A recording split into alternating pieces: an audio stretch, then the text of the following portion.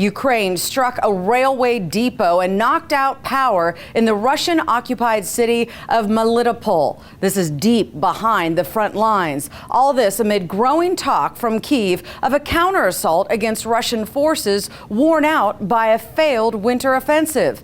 This as the United Nations watchdog chief is visiting Europe's largest atomic facility, currently controlled now by Russian forces.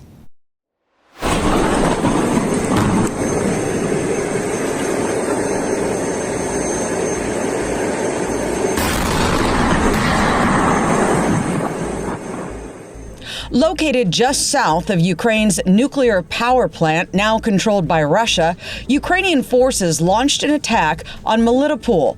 With a pre-war population of around 150,000 people, this city serves as a railway logistics hub for Russian forces in southern Ukraine. And it's part of a land bridge linking Russia to the occupied Crimea Peninsula. Heavy speculation has been made about what kind of weapons were used in the airstrike, since the city is far out of Ukraine's rocket range, but well within range of newer weapons promised by the United States. The attack is another indicator of small victories now being seen by the underdog. In the battle dubbed the meat grinder for the city of Bakhmut, Russia has failed to secure the region despite heavy losses reported on both sides.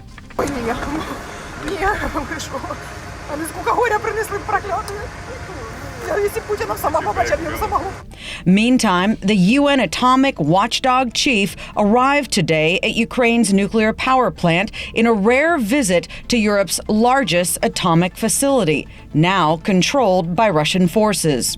There are persistent fears over the safety of the nuclear power plant, where there have been frequent shelling since Russian troops invaded last year. To worry about the plant.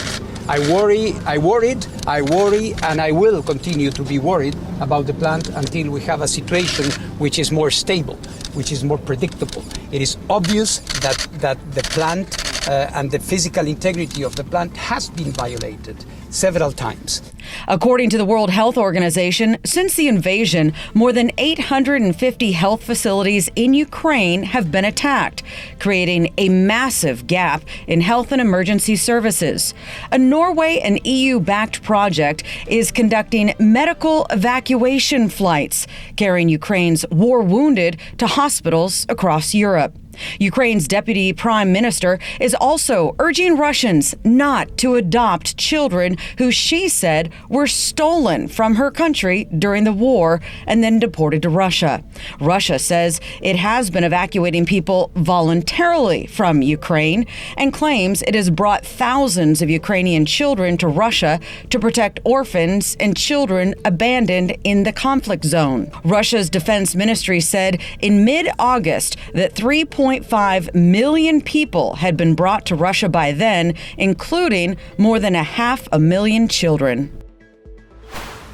Nearly 20,000 Ukrainian children are currently considered illegally deported to Russia or Russian-occupied parts of Ukraine. This, according to Ukraine's Ministry of Integration of Occupied Territories.